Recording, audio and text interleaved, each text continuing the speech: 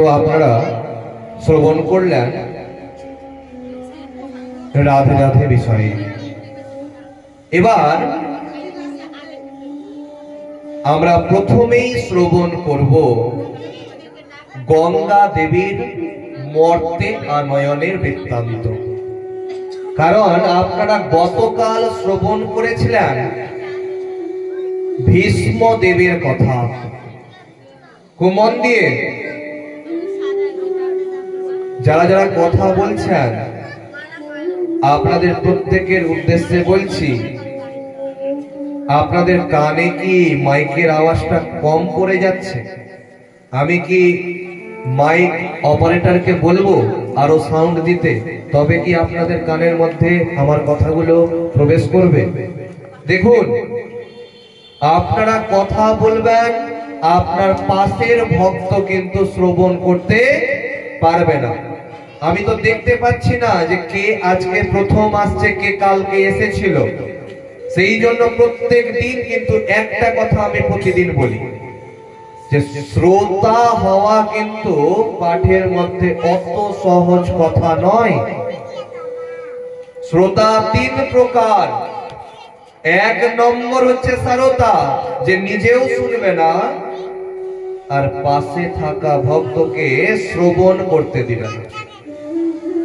কি করবে? গল্প করবে।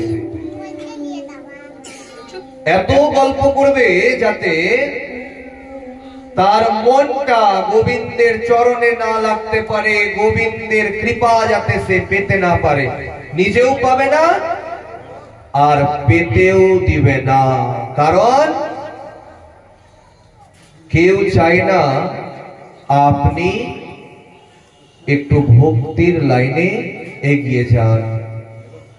আর বিশেষ করে বাড়ির পার্শ্ববর্তী মানুষ কিন্তু কখনো চায় না। আপনারা কিন্তু মাফ করবেন এই কথা শুনে। আমি গতকালও বলেছিলাম যে আজ যদি আপনি গরিব থাকেন আর সেখানে যদি আপনি পাকা দালান বাড়ি করেন, অনেকের কিন্তু ঘুম আসবে না। একবার সেই রকমই বৃত্তান্ত ঘটেছিল, খুব মন দিয়ে শুনবেন। একবার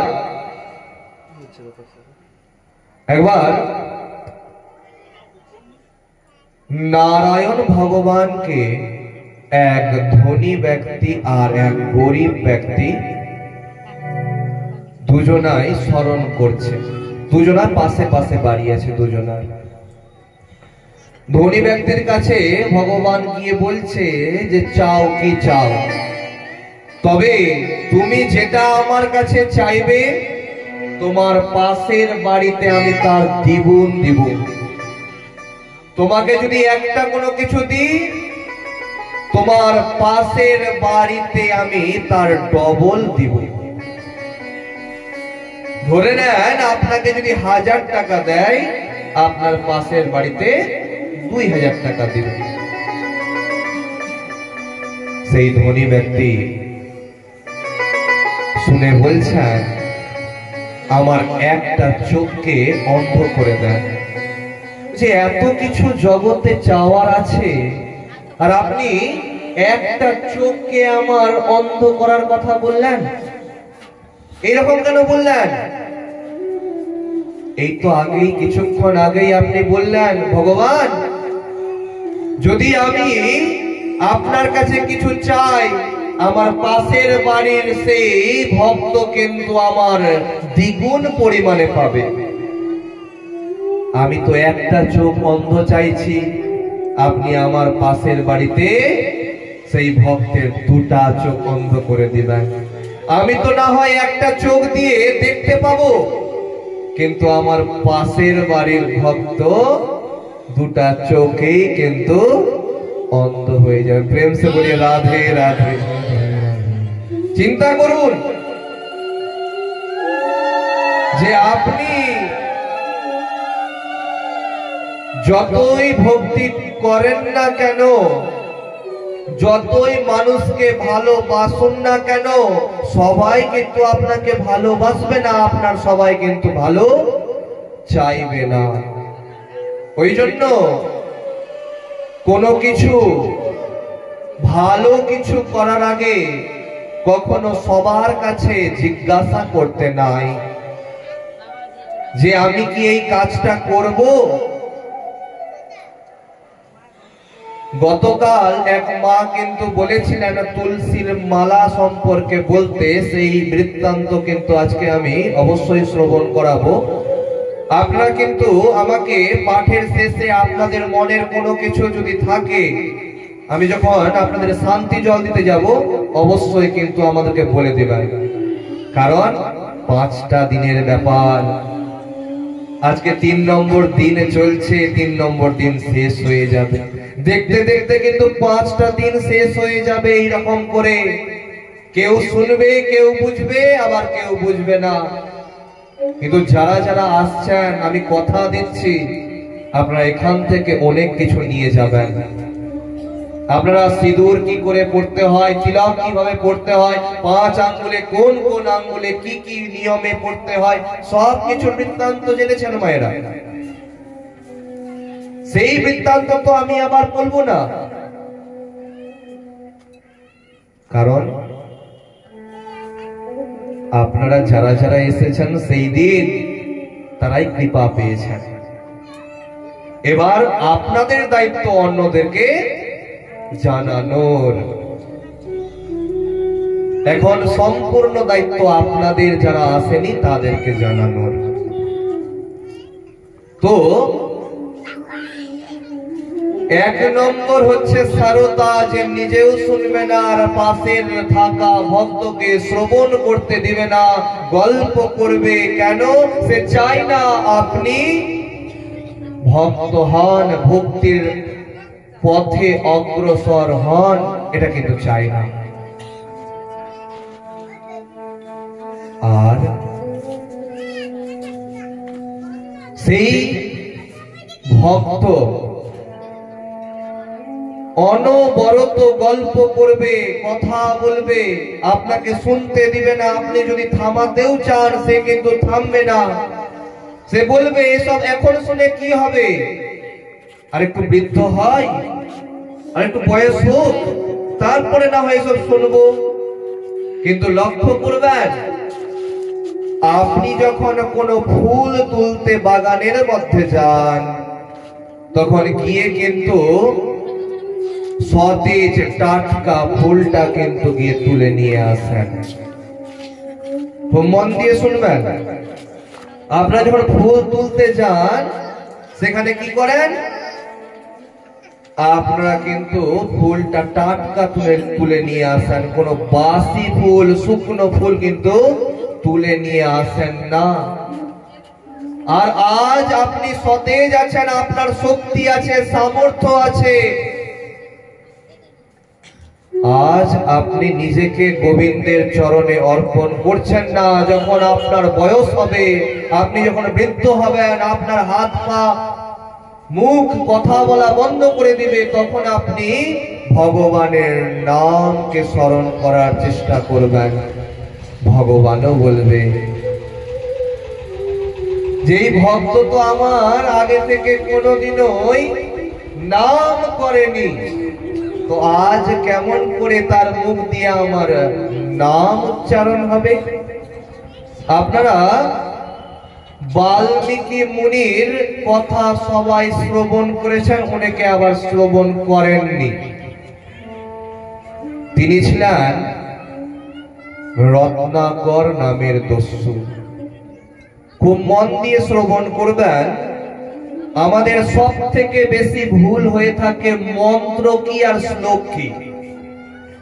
অনেক বড় বড় ভাগবত পাঠক দেখবেন, বলবেন ভাগবত পাঠের মধ্যে অমুক মন্ত্রে আছে লেখা। ভাগবত পাঠের মধ্যে কিন্তু মন্ত্র নাই, সেখানে কি আছে? শ্লোক আছে। মন্ত্র কোথায় আছে? বেদে মন্ত্র আছে। তবে মন্ত্র আর শ্লোকের মধ্যে পার্থক্যটা কি, সেটা এখন আপনারা জানতে চলেছেন। কাকে আপনি মন্ত্র বলবেন আর কাকে আপনি শ্লোক বলবেন। খুব মন দিয়ে শ্রবণ করুন। তো রত্নাকর নামের দস্যু ডাকাত সে কি করে? সে প্রতিদিন ঘুম থেকে উঠে বনের গাছের তলায়, গাছের উপরে ইত্যাদি জায়গায় জঙ্গলে লুকিয়ে থাকে আর প্রতীক্ষা করে কখন সাধু গুরু বৈষ্ণব ব্রাহ্মণ মশাই কোথাও থেকে ভিক্ষা করে কিছু অন্ন ইত্যাদি নিয়ে আসবেন আর তার ভিক্ষার ঝুলিকে আমি অনায়াসে হরণ করে নিব। এর ফলে কি হবে? আমাকে তো কষ্ট করতে হবে না, আমি অনায়াসেই কিন্তু সেই ধনকে, সেই চাল ডাল আলু ইত্যাদি অন্নকে হরণ করে নিব। এইরকম করে বছরের পর বছর তার ঠিক এমন ভাবেই চলে যাচ্ছিল।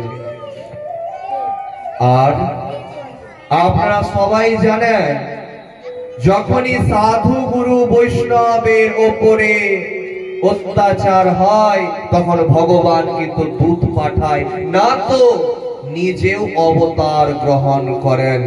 গীতাতে বলা হচ্ছে, ইয়াদা ইয়াদা হি ধর্মস্য গ্লানির্ভবতি ভারত অভ্যুত্থানম অধর্মস্য তদাত্মানম সৃজাম্যহম পরিত্রাণায় সাধুনাং বিনাশায় চ দুষ্কৃতাং ধর্ম সংস্থাপনার্থায় সম্ভবামি যুগে যুগে। যখন যখন এই জগতে অধর্ম বেড়ে যাবে, সাধু গুরু বৈষ্ণবের উপরে কিন্তু অত্যাচার হবে। কেন? কারণ তারাই কিন্তু ধর্মের উপদেশ দেন, সাধারণ মানুষ কিন্তু ধর্মের উপদেশ দেন না। তো সেই সাধু গুরু বৈষ্ণবের উপরে যখন কি হবে? অন্যায় হবে, অত্যাচার হবে, তখন ভগবান নিজে স্বয়ং কিন্তু এই মর্তের মধ্যে অবতার গ্রহণ করবেন এবং অনেক দূতকে পাঠাবেন, যেখানে তাদের উপরে অত্যাচার বন্ধ হয়ে যায়। ঠিক সেই রকম রত্নাকর নামের দস্যুকে উচিত শিক্ষা দেওয়ার জন্য নারদ মুনি ব্রাহ্মণের বেশ ধারণ করে বিনা সঙ্গ করে নিয়ে এসেছেন।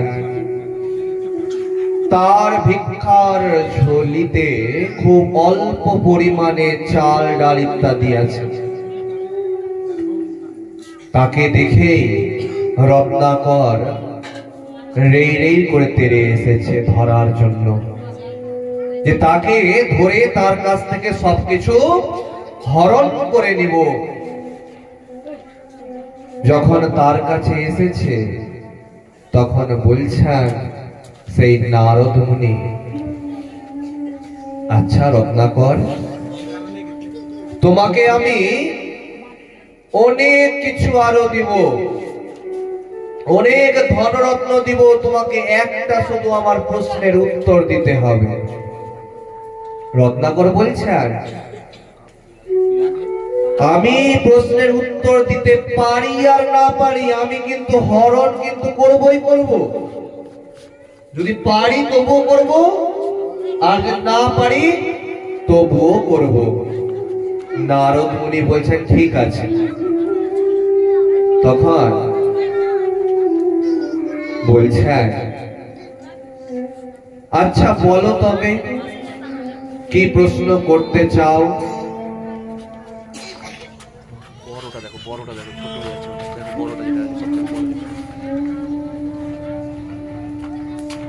তবে কি প্রশ্ন করতে চাও?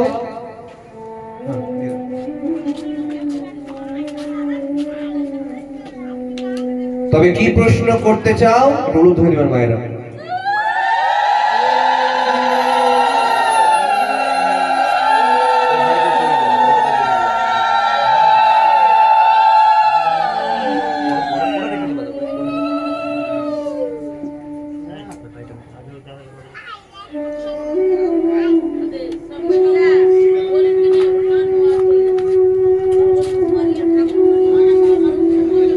মন দিয়ে শ্রবণ করুন যে সেই রত্নাকর দস্যু বলছেন নারদ মুনিকে যে প্রশ্ন করছি বা প্রশ্ন করেন আপনি, কিন্তু আমি প্রশ্নের উত্তর দিতে পারি আর না পারি, আমি কিন্তু হরণ কিন্তু করবই আপনার কাছ থেকে সেই ভিক্ষার ঝুলিটা। নারদ মুনি তাতে রাজি হলেন এবং বললেন প্রশ্নটা হচ্ছে এটাই, আচ্ছা রত্নাকর, তুমি তো এত পাপ করছো, এবার এই পাপের টাকা পাপের অন্ন তুমি তোমার বাড়িতে নিয়ে যাচ্ছ, তোমার বাড়ির প্রত্যেকে এই পাপের জিনিসগুলোকে কিন্তু ভোগ করছে, ভক্ষণ করছে, মানে খাচ্ছে। তবে তুমি শুধু তোমার বাড়িতে জিজ্ঞাসা করে এসো তো তোমার পাপের ভাগটা কজন নিতে চায়, কারণ তোমার বাড়ির সবাই তো তোমার এই পাপের বস্তুগুলো কিন্তু খাচ্ছে। রত্নাকরের এই কথা শুনে মনের মধ্যে একটা চিন্তা হলো, ঠিকই তো, আমি তো পাপ করছি আর পাপের এই জিনিসপত্র তো আমার বাড়ির সবাই কিন্তু খাচ্ছে, তবে যাই একবার গিয়ে জিজ্ঞাসা করে আসি। আবার মনে মনে চিন্তা করছেন যে এই প্রশ্ন জিজ্ঞাসা করে যদি এই ব্রাহ্মণ মশাই পালিয়ে যায়, সেই জন্য এক গাছের মধ্যে তাকে বেঁধে তারপরে বাড়ি গেছেন। বাড়ি গিয়ে প্রথমে মাকে বলছেন, কারণ মা হচ্ছে ভূমি গরিয়সী মাতা, স্বর্গত উচ্চতর পিতা, জননী জন্ম ভূমিশ্চ স্বর্গাদপি গরিয়সী। স্বর্গের থেকেও যদি কেউ বড় হয় তবে কিন্তু মা। ওই জন্য শাস্ত্রে বলা হচ্ছে যে যদি বাবা মা একসাথে দাঁড়িয়ে থাকে আগে মাকে প্রণাম করতে হয়, তারপর বাবাকে প্রণাম করতে হয়। আগে কিন্তু মাকে প্রণাম করতে হবে, তারপর বাবাকে প্রণাম করতে হবে। আর পিতা মাতাই হচ্ছে সব থেকে সম্মানের। যে বাড়িতে পিতা মাতা কষ্ট পায় সে যতই নাম যজ্ঞ করা, হরিবাসরে বসে কীর্তন শ্রবণ করুক, কোনো ফল কিন্তু পাবে না। হরি বল। তো সেই জন্য বাবা মার সেবা হচ্ছে সব থেকে উত্তম সেবা। ওই জন্য শাস্ত্রে বলা হচ্ছে নাস্তি মাতৃ সমো গুরু, নাই মার সমান গুরু। দীক্ষা প্রসঙ্গে আপনাদেরকে কিন্তু গতকাল আমি শ্রবণ করিয়েছিলাম যে দীক্ষা এমন জনার কাছ থেকে নিবেন যাতে আপনি আপনার কোনো প্রশ্ন বা জিজ্ঞাসা যাতে আপনি গুরুদেবের কাছে জানতে পারেন। হাজার জন ভক্তের মাঝখানে বসে দীক্ষা নিয়ে নিলেন, আপনি কোনো কিছু আর জানছেন না সেই গুরুদেবের কাছে, তবে কিন্তু হবে না মায়েরা এবং বাবারা। তো সেই রত্নাকর গিয়ে প্রথমে মাকে বলছেন, মা, হে মাতে, আমি যে এই পাপ কার্য করছি, এইখান থেকে যে আমি অর্থ অন্ন নিয়ে আসছি, তা দিয়ে তো আমাদের সংসারটা চলছে। তবে এই পাপের ফলটা কি তুমি ভোগ করবে? মা সাথে সাথে বলছেন না। বাবাকে গিয়ে যখন বলছেন, বাবাও বললেন কিন্তু না, পত্নীও বললেন না, সন্তানও বলছেন না। পিতা তখন এসে তার কাছে বলছেন, বাবুরে, যখন তুই ছোট ছিলিস তখন তোর সম্পূর্ণ সুখ দুঃখের দায়িত্ব ছিল আমার উপরে। লক্ষ্য করবেন যে কোন দুর্গা পুজো, কালী পুজোতে আপনি নিজে বাবা মা বাজার না করে থাকতে পারেন, কিন্তু সন্তানকে অবশ্যই কিন্তু পুজোর বাজারটা করে দেন, যে আমার সন্তান যাতে নতুন জামা কাপড় পরে ঠাকুর দেখতে পারে। কিন্তু সেই সন্তান যখন বড় হয় আর সেই সন্তান যখন রোজগার করে, তার কিন্তু তার পত্নীকে দেওয়ার মতন কিন্তু টাকা জুটে, শাড়ি দেওয়ার মতন অর্থ আসে, কিন্তু সেই বাবা মা, যে বাবা মা ছোট থেকে তাকে মানুষ করে বড় করলো, তার জন্য একটা বস্ত্র তার কাছে অনেক বড় হয়ে যায়। লক্ষ্য করবেন যে অনেক ছেলে এমন আছেন যারা তার বৃদ্ধ মা বাবার জন্য পুজোতে বাজার করেন না, কারণ সেই দিনের কথা তার মনে নাই যেই দিন তার পিতা নিজে জুতো না পরে জুতোর দোকান থেকে না তার নিজের সন্তানের জন্য ভালো জুতো কিনে নিয়ে এসেছিল, যাতে অন্য কেউ না বলতে পারে, আরে তোর বাবা তোকে একটা জুতো পর্যন্ত কিনে দিতে পারে না। আর আজ সেই বাবা মার জন্য তার সন্তানের টাকা অভাব পড়ে যাচ্ছে একটা বস্ত্র কিনে দিতে। যে সন্তান এই রকম বাবা মার সাথে ভেদভাব করে, তার কপালেও কিন্তু এই রকম ভেদভাব লেখা আছে, তার থেকেও বেশি কষ্ট তাকে পেতে হবে। তো সেই রত্নাকর বলছেন যে বাবা, হে পিতা, আমি যে এত কষ্ট করে যে আমি হরণ করছি, তাতে কি তুমি আমার কষ্টের ভাগ নিবে না? আমার কি তুমি পাপের ভাগ নিবে না? দেখ বাবু, কোন বাবা মা চাই না তার সন্তান খারাপ কাজ করুক। এমন কোন বাবা মা নাই যে তার সন্তানকে দিয়ে সে খারাপ কাজ করাতে চায়।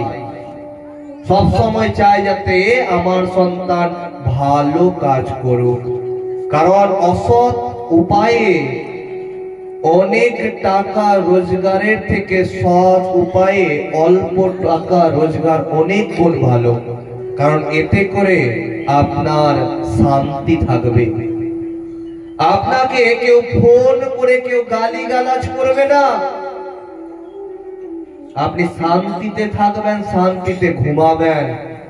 কিন্তু যদি সেটা অসৎ উপায় হয়ে থাকে, তাতে করে কিন্তু কখনোই তার শান্তি থাকে না।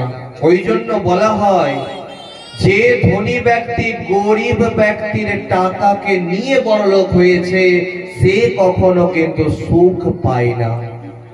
এই নিয়েও একটা বৃত্তান্ত আছে, প্রেম সে দুই বাহু তুলে রাধে রাধে। খুব মন দিয়ে শ্রবণ করুন।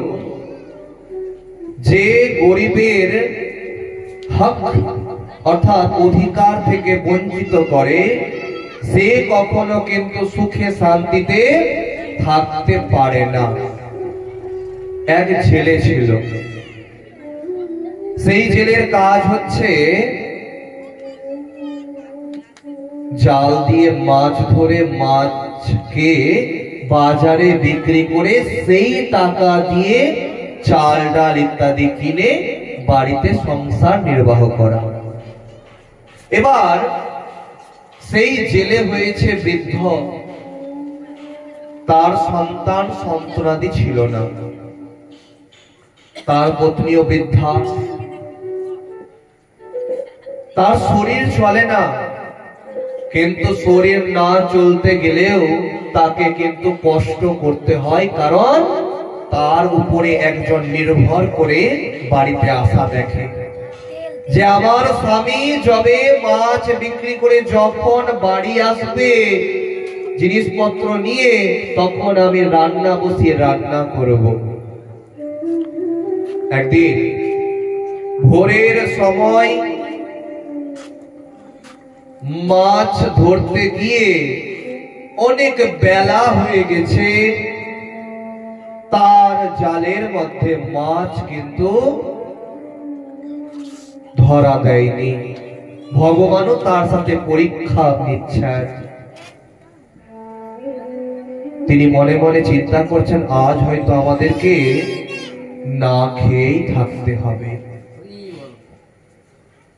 অমন সময় এক ধনী ব্যক্তি দুপুরের সময় হাটের বাজারের ব্যাগ নিয়ে সে বাজার করতে গেছে।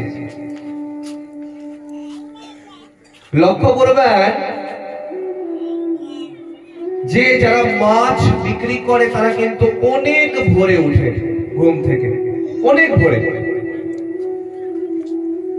যখন সূর্য উদয় হয় না তখনও যদি আপনি রাস্তার মধ্যে মেন রোডে যান, দেখতে পাবেন যে যারা মাছ বিক্রেতা তাদের গাড়ি কিন্তু যাওয়া আসা করছে।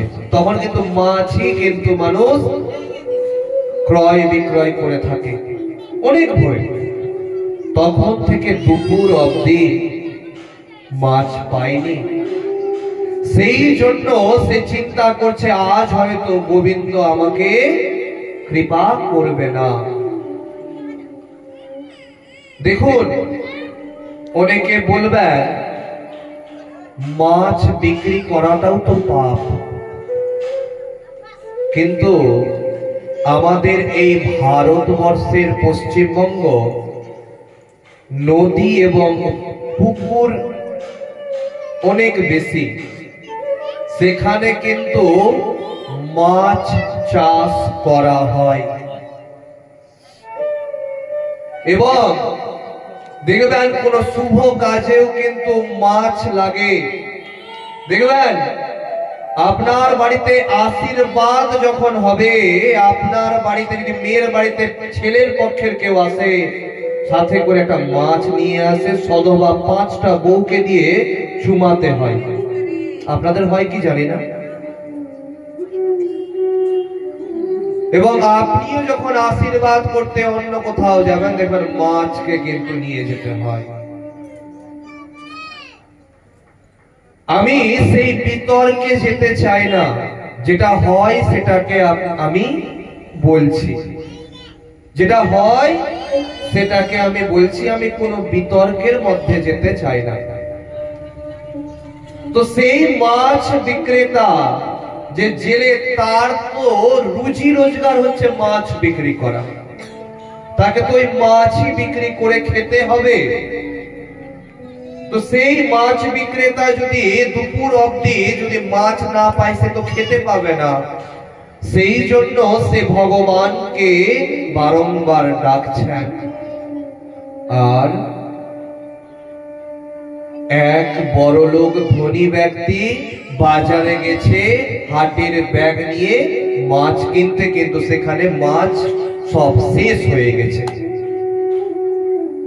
ভগবানের কৃপাতে সেই জেলের তখন একটা বড় মাছ তার জালে ধরা দিয়েছে।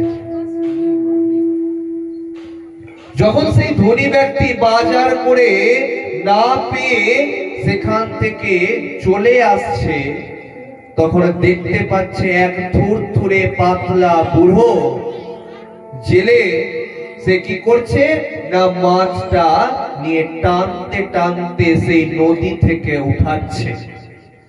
এই দেখে তার ভিতরে লোভ জন্মেছে সেই ধনী ব্যক্তির।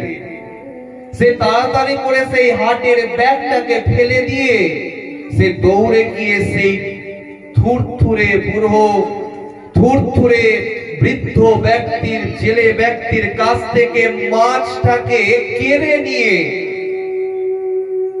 নিজের বাড়ির দিকে যাওয়া শুরু করেছে।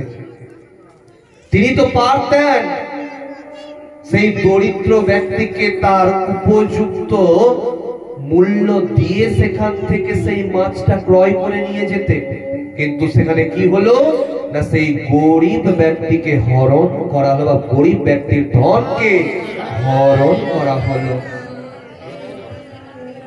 তো সেই যে হরণ করা হলো, সেই হরণ করে সেই মাছ নিয়ে রাস্তা দিয়ে তিনি নিজের বাড়ি যাচ্ছেন। বড় মাছ দেখবেন, অনেক মাছের আগের দিকে সুর থাকে, থাকে না? সুরগুলো কি নাম আছে জানি না, সেই রকম সুর মাছের আছে। ওই সুর ঢুকে গেল হাতের মধ্যে, বেদনাতে ছটফট করে সেই মাছকে ফেলেছে আর নিজের বাড়ি গেছে। বাড়িতে গিয়ে যন্ত্রণাতে আর থাকতে পারছে না। তখন বৈদ্যের কাছে গেছে, মানে ডাক্তারের কাছে গেছে এবং বলেছে আমার হাতটাতে এরকম হয়ে গেছে, আপনি কিছু চিকিৎসা করুন, কিছু জড়িবুটি দেন। জড়িবুটি দিয়ে সেখানে কিন্তু লেপাপতি করেছে, তাতেও তার যন্ত্রণা কিন্তু সারে না।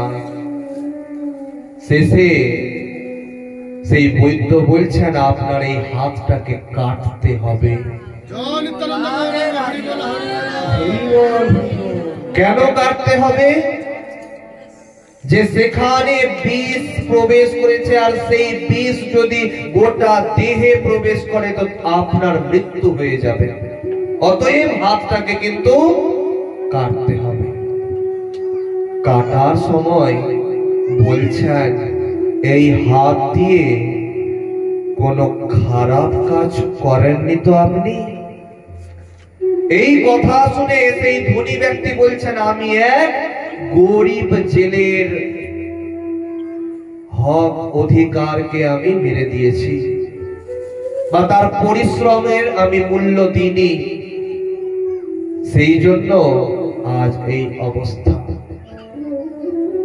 তাড়াতাড়ি করে তার কাছে যান, হাত কাটার পরে বলছেন না তো এই বিষ আরো ভিতরে প্রবেশ করবে, আপনি শেষ হয়ে যাবেন। রাধে রাধে। তো সেই ধনী ব্যক্তি পায়ের মধ্যে জুতা নাই, দেহের মধ্যে জামা কাপড় নাই, কোথায় কি আছে না আছে সবকিছু ফেলে দিয়ে সে দৌড়াচ্ছে সেই ছেলেকে একবার দর্শন করার জন্য। সেই নদীর সামনে এসে দেখছেন জেলে আজ মাছ ধরতে আসেনি। এক কৃষক সেখানে চাষ আবাদ করছিলেন। সেই কৃষককে যখন বললেন যে এখানে যে এক থুরথুরে বৃদ্ধ মানুষ যে মাছ ধরে, সে কি আজ মাছ ধরতে আসেনি? দূরে আঙ্গুল দেখিয়ে বলছেন ওই হচ্ছে তার বাড়ি, হয়তো তার শরীর অসুস্থ হয়েছে সেই জন্য সে আসতে পারছে না। সাথে সাথে সেই ধনী ব্যক্তি দৌড়ে দৌড়ে গিয়েছে তার বাড়ি, আর বাড়িতে গিয়ে তার চরণ জড়িয়ে ধরেছে এক হাত দিয়ে, কারণ তো একটা হাত তো নাই, আর দিয়ে কাঁদতে কাঁদতে বলছেন যে আপনি আমাকে কি অভিশাপ দিয়েছেন, আমার এই অভিশাপ থেকে আমাকে উদ্ধার করুন।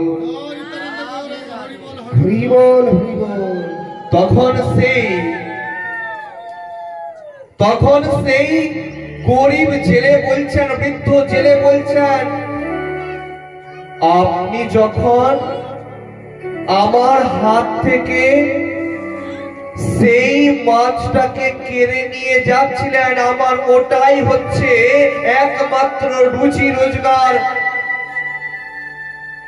আর আপনি আমার রুজি রোজগারকে যখন নিজের বলের মাধ্যমে কেড়ে নিয়ে যাচ্ছিলেন, আমি গোবিন্দের কাছে একটাই কথা বললাম, হে গোবিন্দ, আপনার এক সন্তান আরেক সন্তানের হক মেরে যাচ্ছে নিজের বলের মাধ্যমে। ভগবান, আপনি আপনার বল প্রদর্শন করান। ভগবান গোবিন্দ তার শক্তি প্রদর্শন করেছে সেই ধনী ব্যক্তির উপরে, তাই আজ এই অবস্থা। কোন ধনী ব্যক্তি গরিব ব্যক্তির যদি একটা টাকার হক মারে, তার মৃত্যু কখনো সুখে শান্তিতে হতে পারে না, পারে না, পারে না। প্রেম সে বলিয়ে শ্রীকৃষ্ণ ভগবান কি জয়, প্রেম সে বলিয়ে বাঁকে বিহাरी लाल की जय, प्रेम से बोलिए राधे राधे। মায়েরা, একটা ভজন আপনারা এবার শ্রবণ করুন, তারপরে কথাকে আবার সামনের দিকে এগিয়ে নিয়ে যাবেন।